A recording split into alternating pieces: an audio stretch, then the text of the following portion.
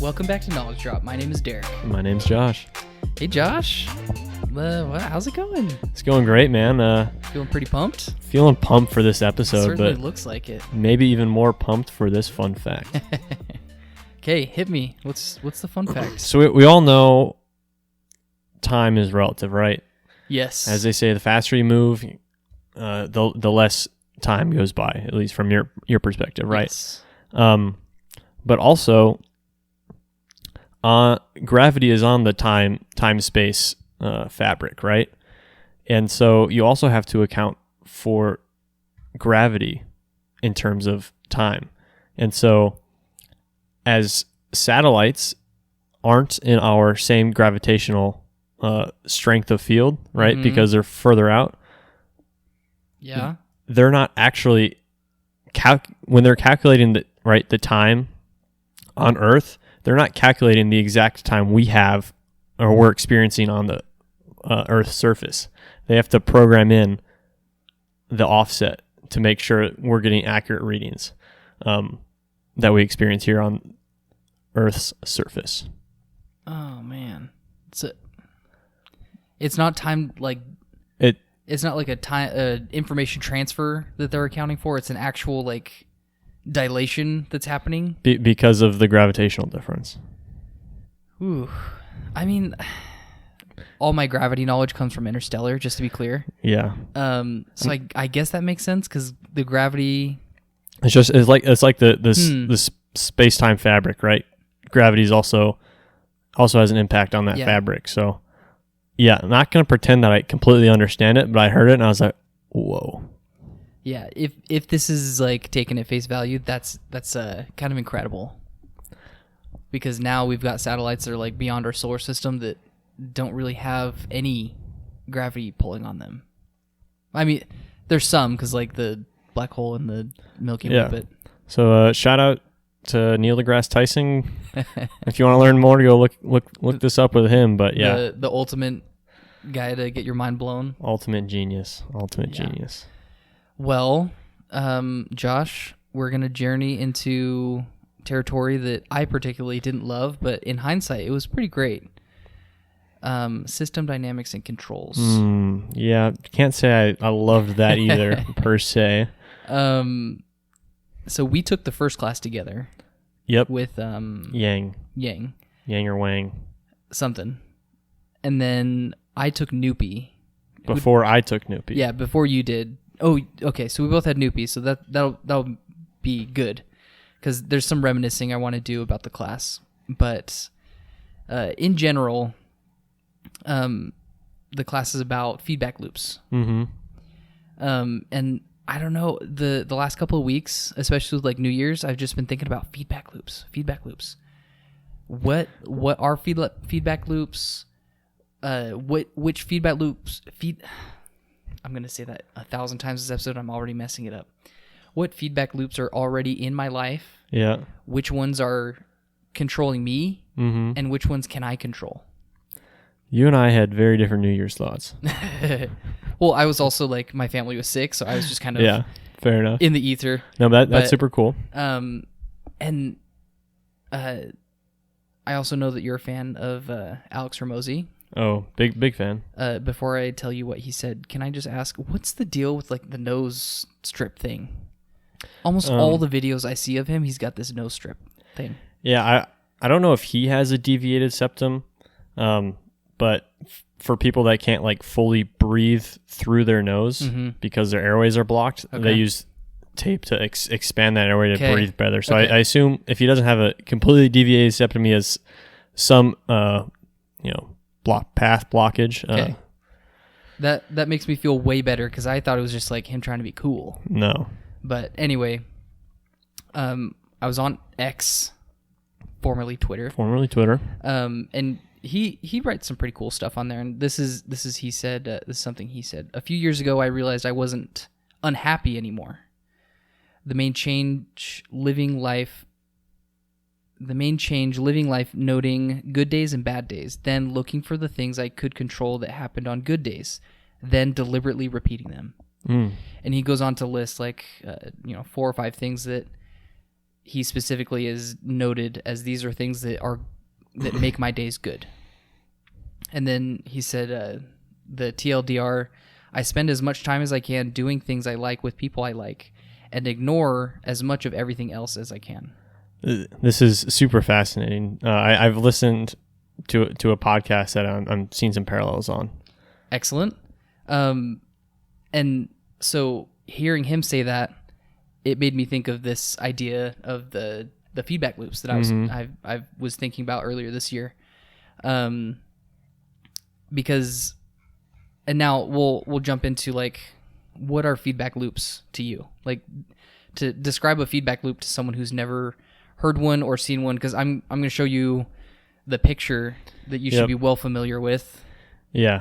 I mean, I'm probably going to describe what's exactly on the picture, but that's okay. Right. There's some input that goes into the control. From the control, there's some output, and from that output, you want to see, was that output actually what I wanted? So you take that output response, measure it, and give that back to the input to try and correct the output, and kind of over and over. Well, and I guess that's closed loop. There's a sensor as well.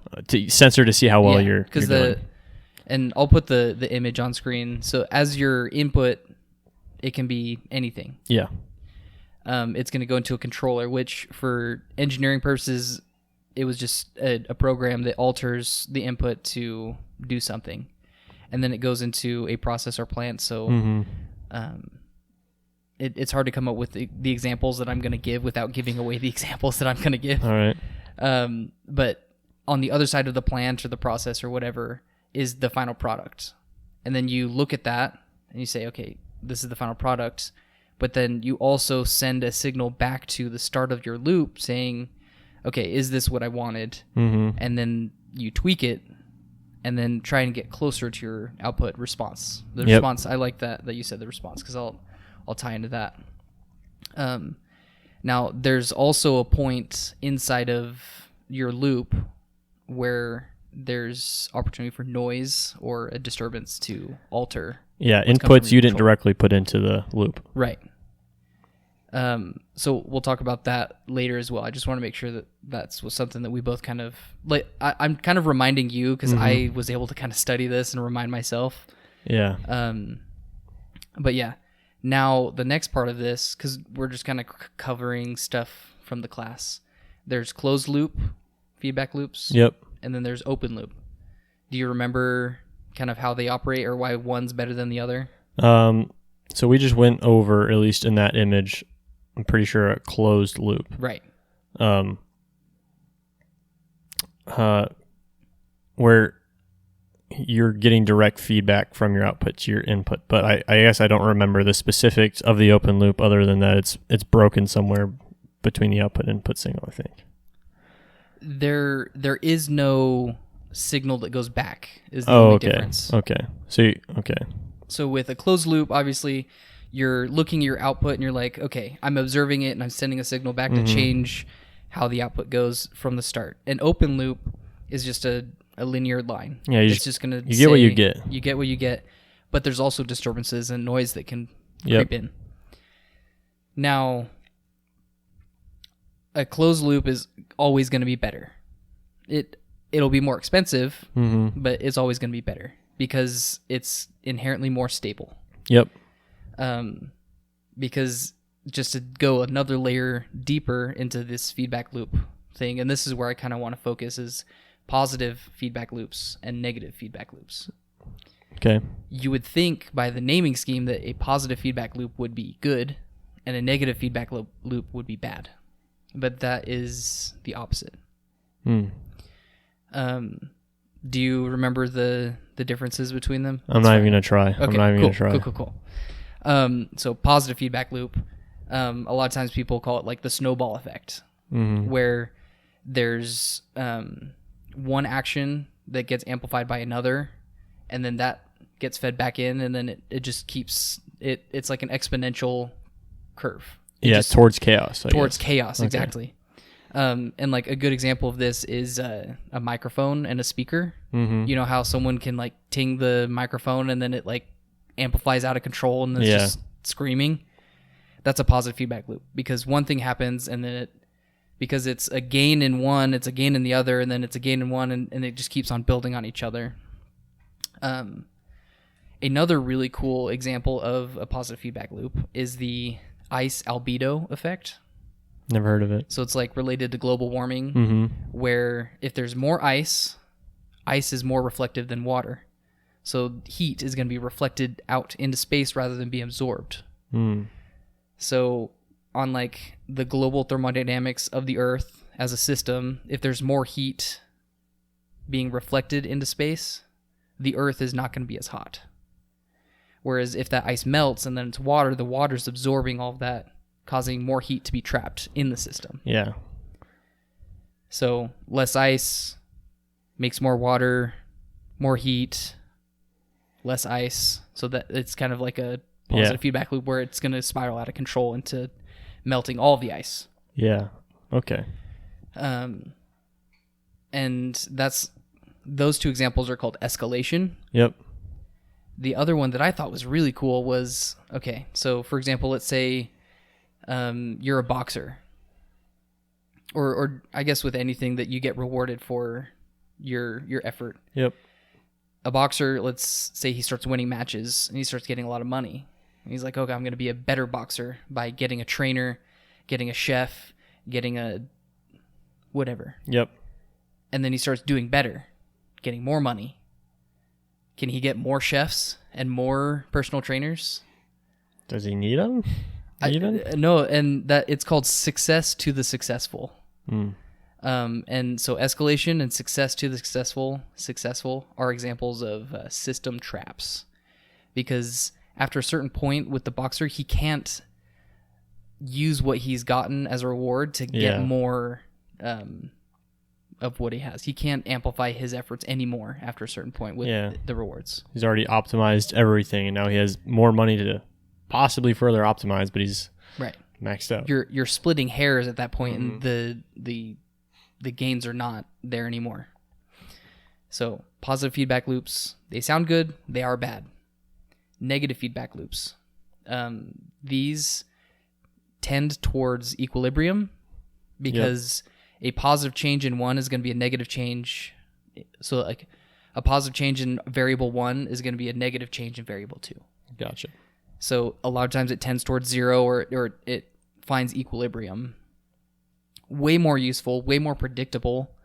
And so just with this in mind, positive and negative feedback loops, you mentioned like an output response, all of these things.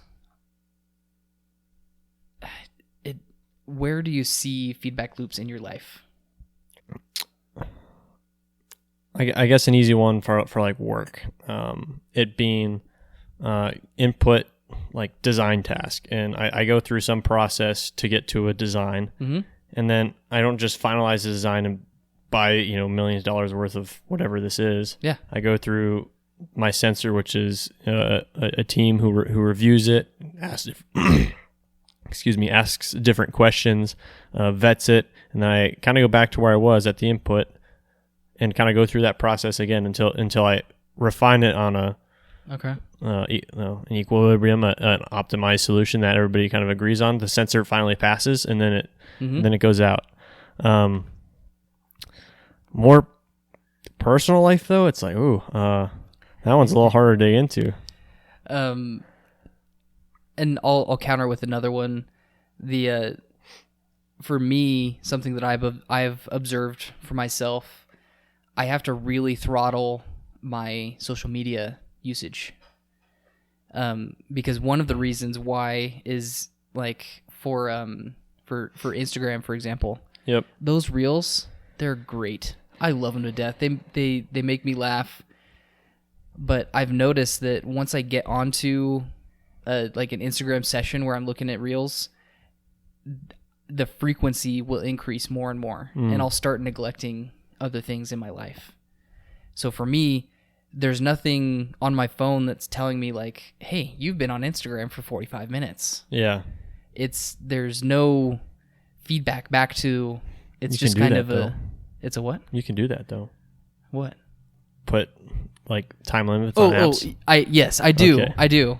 But I need to find a way to like lock my phone so it won't let me just like ignore for the day. I'm still working on that level of self-control. Discipline. Yeah, discipline. If you just want a little life hack here, this helps. Put your phone ready. Put your phone in grayscale. It is in grayscale. Already? Oh, he's a lost cause, guys. Not for Instagram, for YouTube. So no, if you put your whole phone in grayscale. No, yeah. For if you look at your usage, like your weekly breakdown, whatever, YouTube is like a big chunk of my usage. Because I don't even have Instagram or anything else on my phone, just YouTube and Twitter or X. And so YouTube's like a big chunk of my usage. If I put grayscale on, which I have a reminder on my phone every morning to put grayscale on, I don't like going on YouTube for extended amount of time. Yeah, it's not as interesting. It doesn't appeal to me. And so that is thank you for bringing that up. That's an excellent example of like your control loop of like getting content and enjoying content changes significantly when you alter one of the inputs. Yeah, I guess that's a good feedback loop now that you open my eyes to it. But yeah, I had similar experience just spending too much time on my phone in general. So I heard of this hack, and that's, I guess, right. I don't know where in the feedback loop that goes, but you put it back. Now I have a new input that's not as fun. I don't spend as much time on my phone. Yeah. And it's good you have all your social media off. But I forget what the app's called, but there's another app you can install. And so every time you go to click Instagram, it takes longer. It forcibly takes longer to load. Oh, it throttles the response. And then it prompts a question, like, do you still want to go on Instagram? Yeah. And then that's genius. And then you say yes or no. But a lot of people like open it and just going to it's click. An instantaneous thing. Yeah, and then just start scrolling. Interesting. And so I'll need to dig to find that app name, but I thought that was a genius. No, app. that's amazing. I love that because the dopamine feedback loop that you've created with Instagram, it's so instantaneous that there's just a little interruption, a little grayscale. It completely alters the entire system. Yeah, no, that's awesome. Another part of our class is we're given specific specifications. Yep. For like the start of a problem. Like these are the things that are outside of your control that are given to you. Mm-hmm. And you're supposed to change your controller so that you get a specific response. Yep. And there's all kinds of other things like undershooting, overshooting. Mm-hmm. So like sometimes if you're creating a controller and it responds too well, too quickly, you'll overshoot. Like if you want to hit 1, maybe it'll respond so fast it gets to 5 and it's like, oh crap, I hit 5, and it goes back down to -3, and then it has to kind of they call it transients. Yep. Where you're kind of bouncing in between, and eventually you're gonna even out to 1. But you overshooting can be really dangerous. I think the example I remember from class was an elevator. You do not want to overshoot in an elevator. Yeah, especially right. You have to get to floor 1. You shoot to floor 5 at a very high speed. You're all going to be a bunch of splats. And then, but then on the other side, if you're undershooting, it's going to take you significantly longer, or you'll never get there. Because undershooting, if you're on floor 1 and you want to get to floor 5. If you're undershooting, you're going to get to floor 3 and have to take the stairs. Yeah. Because your system's never going to reach approach the needed value. And so all of those things were kind of interesting to me. But now I'm circling back to why I was thinking about feedback loops. Everybody talks about losing weight, dieting, eating healthy on New Year's. Everyone. Shocking to me. I almost have to keep track of how many people mention it around that time. But to me, I don't like those kinds of goals just because it's tedious and boring, like unimaginative, all that kind of stuff. But it started to think about it with this engineering brain of feedback loops where your body needs specific calories, vitamins, minerals, carbohydrates, all these things. So your body has that need. It creates a signal, and that signal is interpreted as hunger. You're like, oh, I'm hungry. So then you go to the kitchen, you grab some food, you eat it because you think you're hungry or you are hungry, but then that food doesn't have any of the things that you need. Mm-hmm. And so your stomach feels full and your brain's like, okay, I'm full. But then none of those boxes are checked. There's way too many calories. There's no vitamins or minerals. There's no like fiber, anything like that. And so then your body's like, oop, I didn't get what I needed. Hunger. And then you go back to the kitchen to find something else. And this is like the overeating or like the unhealthy eating feedback cycle where there's no the input of, our hunger or the food, if you want to think about it that way. You're trying to think of, I can change the controller. I can change how my body processes the food and get what I need. We don't have that ability. Mm-hmm. And so I was thinking all about that and how a lot of people are just kind of stuck in that loop of like, I'm just going to eat whatever's cheapest or whatever's in the cupboard because I'm hungry, and not listening to the controller that we don't have a lot of control over, ironically, of like, I need these vitamins or I need this fiber or X thing that your body needs. Yep. That was really cool to me, just thinking about that. Yeah, no, it's and I don't know if that like translates to like you think that's cool as well, but well, this year, Derek, when I was sitting around at New Year's, I wasn't thinking. A goal. Yeah, I wasn't thinking. I guess technically is a diet, but a diet to like gain weight, and I guess I wasn't looking at it in terms of I guess vitamins and stuff per se, right? But I know roughly how many calories I burn if I were to do nothing a day. And then, roughly approximate how much if I were to do things each day. Mm-hmm. And then, of course, you need the calorie surplus. Yeah. So then, calculate and plan out my meals. Mm-hmm. I had to put in there a plan to cook or make easy meals because I hate to cook. And so I had to put that into my loop so I'd actually stick with it. Yeah.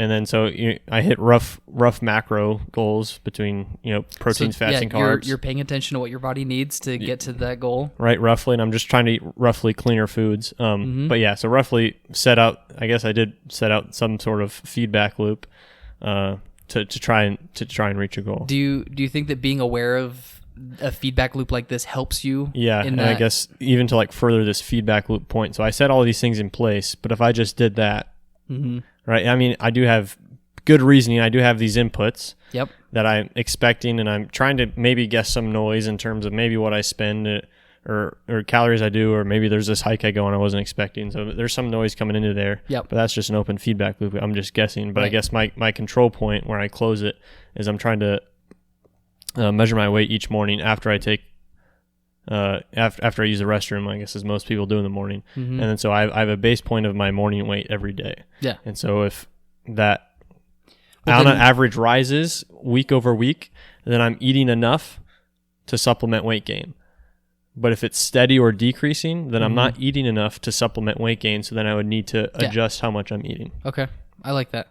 So your cycle rate, you're not going to change the amount of food you eat per day based on your weight that morning, but you're going off of like the average cycle of a month or something, a couple weeks. Over the past couple weeks, I've already seen my morning weight fluctuate.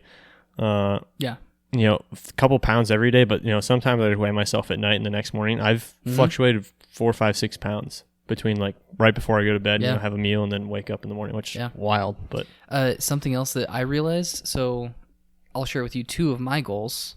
One, journaling, and not just like oh my gosh, this person said this to me. Yeah, Derek's a drama queen if I've ever seen one. Ian got this job, and I'm like so jealous. Well, I am kind of jealous. Yeah, awesome job, Ian. Yes, fantastic job. But more so, like, I want to document the books that I'm reading. Because if I'm not reading the books more than once, it's almost gone. Yep, same problem. So, like, I'm documenting what I'm reading or what I'm listening to in the car to work. I'm documenting like pictures that I take or memories that I want to document with my kids. But then I also, I've been listening to a podcast with Dr. Andrew Huberman and David Goggins. Stay hard, boys. Fantastic episode. There are a few things I'm going to take, not everything, but one of the things that I thought was really interesting was he like started to identify things that were hard. Mm-hmm. And so the second thing that I'm incorporating into like my year is cold showers. Oh, because it's good something for you, man. It's something that you absolutely don't need to do, not required, but is really hard to do, especially in the morning. But because I start my day with something that's like every morning I stand right in front of the shower as it's running and I'm like, this is going to suck. I hate this. And I'm doing it and I just go. And I have woken up the kids a couple of times from like shouting or whatever. But, it doesn't get easier though. Yeah. I skipped yesterday and then I skipped today and I was like, damn it. I gotta get, because today did not feel nearly as good.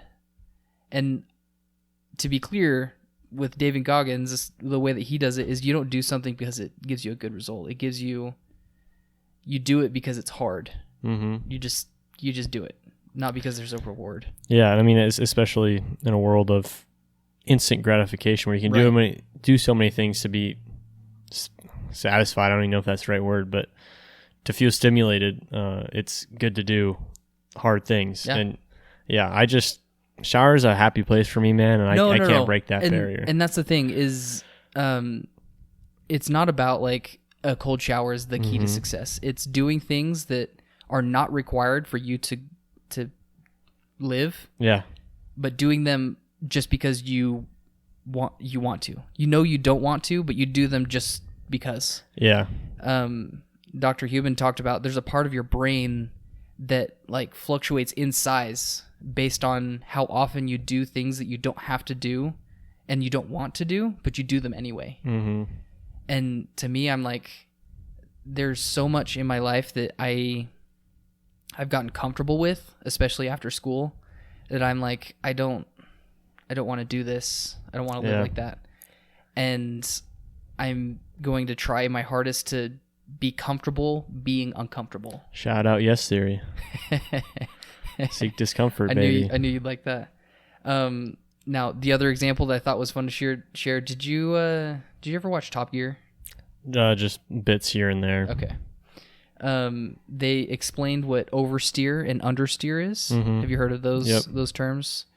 Understeer, if you're driving around a corner like in a forest or whatever, you're turning the car, but the car continues to still go straight. Yeah, it doesn't turn as much as you want it to. Right. As much as you're inputting on the steering wheel. Yeah. So you're going to go off the road, crash, and die.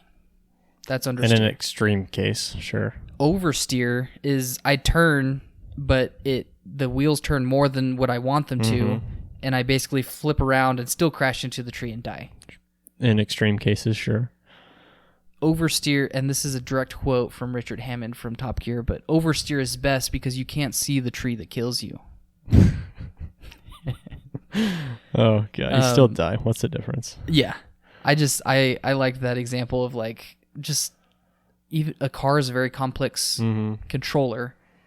You're feeding it inputs based off the sensors of like your eyes and ears, and the output is like directional, like where you're going at what speed. Mm-hmm. And depending on the response you want changes the inputs that you feed it because of the sensors that you have that you're experiencing. Yeah.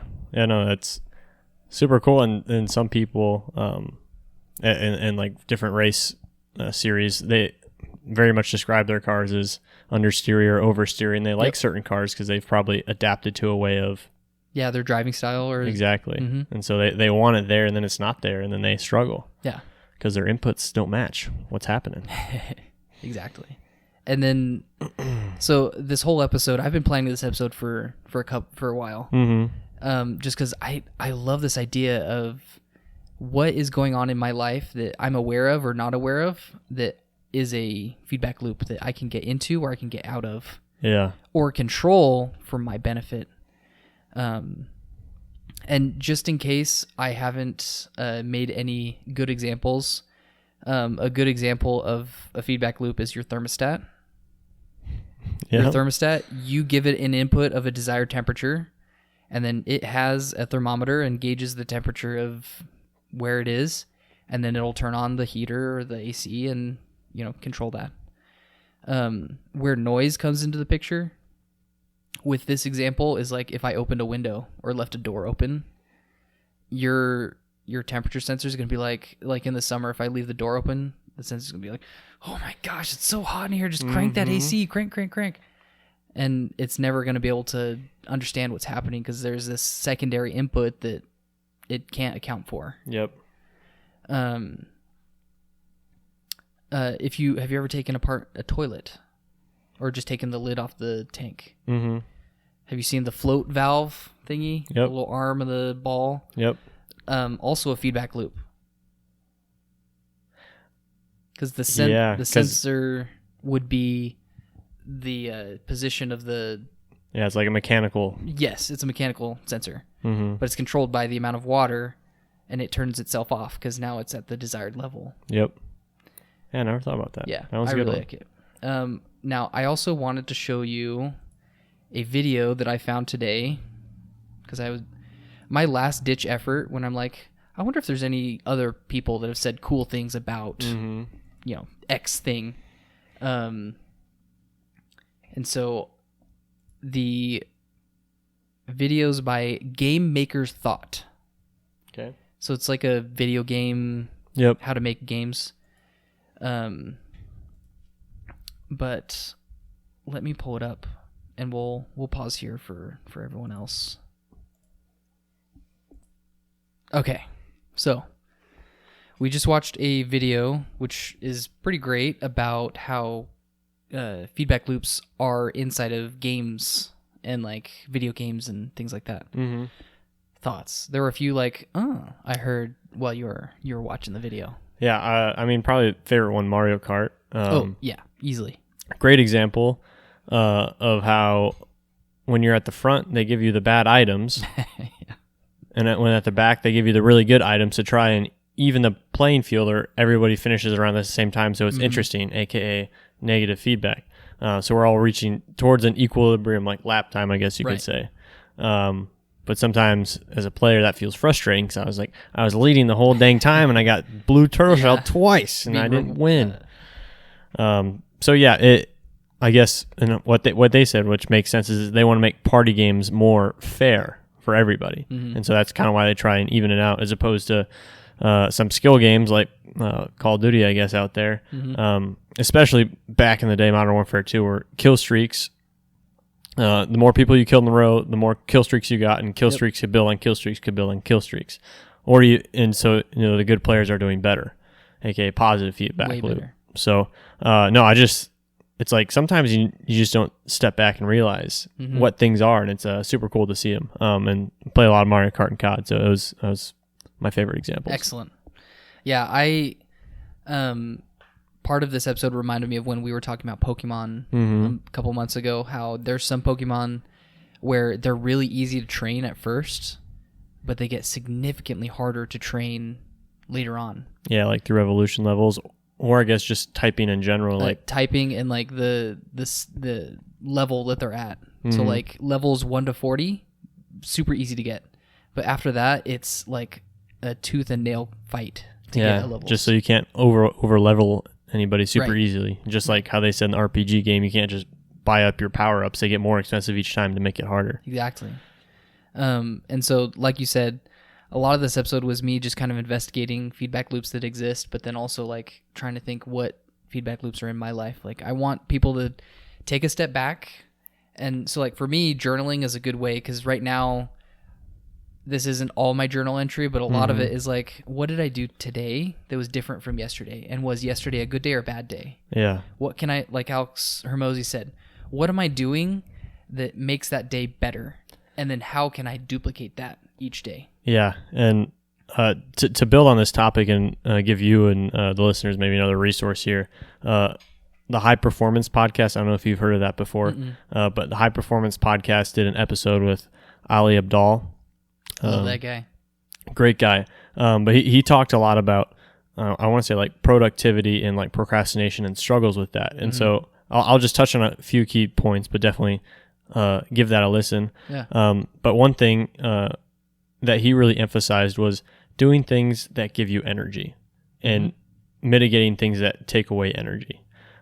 So a cheesy example in my life, pickleball. I love to play pickleball. There's not a night I go to play pickleball where I don't come out feeling way better than I did coming in. Okay.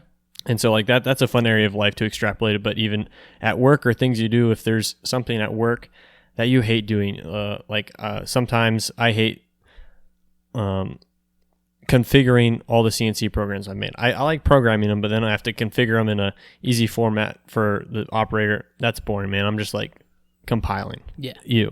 So he's like, figure out how to take those tasks in your life and either minimize them or delegate them or get them out of your life entirely. And so he's like, ideally you want to be having all like energy things, because even going back further to when we were talking about like, you're never going to learn things you don't want to learn. Right. You're only going to want to learn things that you're interested in. And this is kind of the same principle. Do things that give you energy. Fight for the things in your life that make you happy, that you want to do, that you want to continue doing. And then you're not going to, procrastinate is bad because I want to do this. I want to put energy towards this. I have something to work towards. So kind of that combined with what he called the perfect calendar.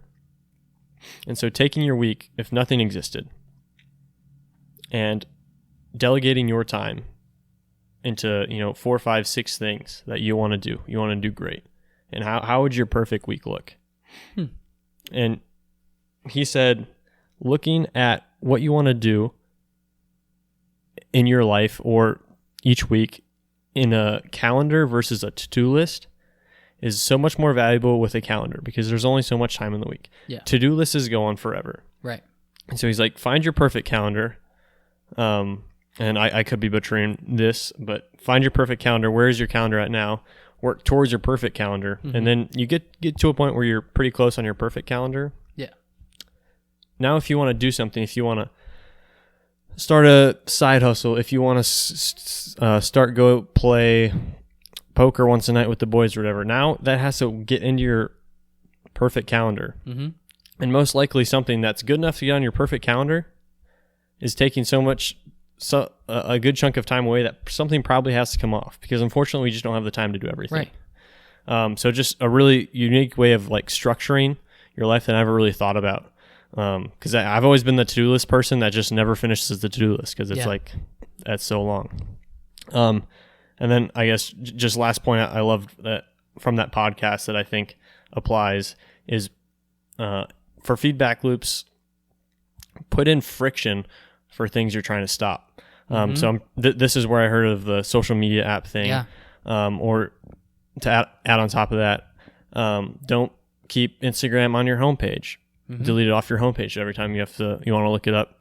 Every time you want to open it, you have to you have to like look it up. And so there's little things like that you can do in life. Add friction in spots that suck or things you want to stop doing.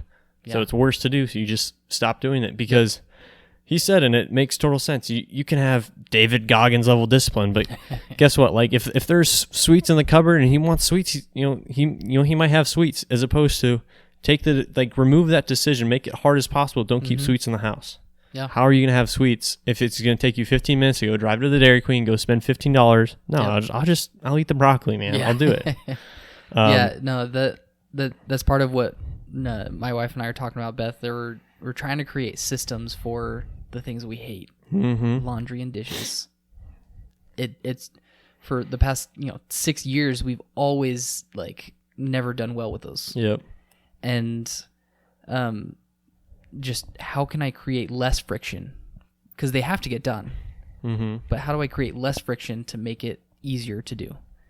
And something we're experimenting with is we have a TV in our room that we use just for when we're sick or something, or when the kids need to watch a show when we're getting ready or something. Instead of watching TV in the living room on the big screen, we watch TV on the smaller screen on the floor and do laundry, which is folding, organizing, putting away. And because TV is such a mindless activity anyway, for me at least, it's just like it's very mindless to me. Mm-hmm. But now I'm being productive with it. There you go. So I'm trying to make feedback loops. I'm trying to alter current feedback loops, and just trying to keep track of it all.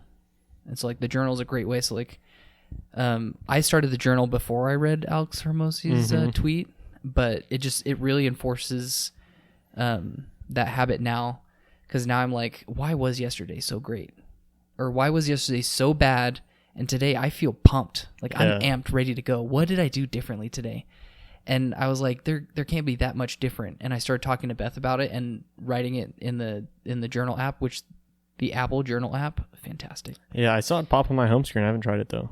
It's good. It's good. There's no ads. There's no tons of buttons. It's so clean. But the more that I spoke with Beth and the more that I started thinking about it and writing it down, I was like, holy crap, I did a lot of things different, like little things. Mm-hmm. Like yesterday was a bad day. I didn't do a cold shower, and I didn't have 30 grams or, give or take 30 grams of protein for breakfast. Mm-hmm. And apparently that's something that's pretty important for your health, or at least like for energy levels and metabolism and stuff, is like a certain amount of fiber, a certain amount of protein, like very little sugar too, like a processed sugar. So anyway, I'm taking note of these things, and I'm like, man, I didn't have to take a nap at all yesterday, or like I didn't have to like have a pick me up. Yeah, I was ready to go the whole day. And so just keeping track of those things, and yeah, I don't know. It's definitely fun to especially like in an engineer's mind, to almost optimize anything, but optimize little things in life like that, because ultimately you want to live happy, you want to enjoy your life. Mm-hmm. And some people could argue like at some point you're going to over optimize, but it's like, let me get to that point, because like there's so many days or times or things that take away from that. If I'm Alex Hormozzi and I can say like I live happy every day, get me there, man, for Seriously. Sure. I mean, everybody but Alex Hormozzi has their good and bad days, but yeah, it's great when you almost can put it into data, because I mean, really, that's what it is. Exactly you're putting it into data. What are good and bad totally triggers, right. And you're eliminating the bad triggers and amplifying the good triggers. So it's awesome. I love to see your brain working like that.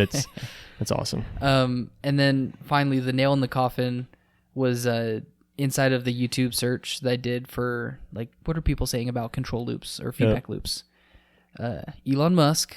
I promise I'm not a member of the Church of Musk, but he said, I think it's very important to have a feedback loop where you're constantly thinking about what you've done and how you could be doing it better.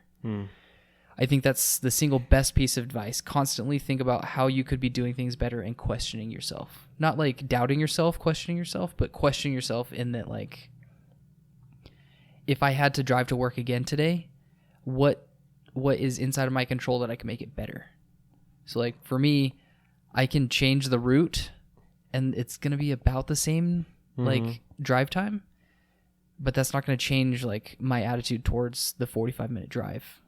What I could change is the kind of music or the audiobook that I'm listening to, or these kind of things. Yep. So I just wanted to give everyone kind of an idea of like, you are more in control of your life than you are capable of, if that makes sense. No. You're more in control of your life than you think you're able to have control over your life. Yeah. I don't know if I'm saying that right. Yeah. You have the capability to control your life more than you ever think you could, or you possibly do right now. Yes.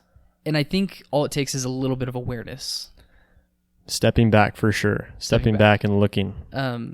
Because there's so many things that, like social media, for example, that feedback loop is specifically tailored towards keeping you on that app for as long as possible. Mm-hmm. And not everyone is aware of that. They just fall into that loop. And I think that it's hurting us. Oh, dude, 100%. And yeah, I've loved a lot of examples and experiences and things that you've brought up, and something else just popped in my mind, kind of in links with social media. And I haven't written it down, but I've kind of noted it, like good day, bad day. Like after work, if I go play pickleball, if I go run, if I go climb, feel great. If I go home and I sit on the couch, one, I never get to any of those things because my butt's on the couch and it's stuck there for, I don't know, it's gravity or something. You tell me. But then it's like I'm resting. I'm watching TV. I should feel more rested or whatever. I'm dog tired. Yeah. After like 30, 40 minutes of watching TV. When I just go run 4 miles and I'm like pumped up. I'm like, let's go. Let's do something. I'm like, and so it's like little things like that I've also been noting, but it's a really good recommendation to write it down and really start to log it more. And this is where my mind naturally goes, and I'm going to caution against it, because for me, if I'm like, oh, it's all about the data, how am I going to capture all that data? What are all the calories and macros and the everything that's going into my body? How much sunlight am I getting? Mm-hmm. Like I can time that. How much exposure to, like sometimes I drive to work with the windows down. How much more CO2 am I absorbing because of that? So you can get bogged down into the details of figuring out all of those different variables. ROI, man, ROI. Agreed. Pick the things that you're already doing, the big things. So like for me, a 20-minute scalding hot shower, that just makes me tired.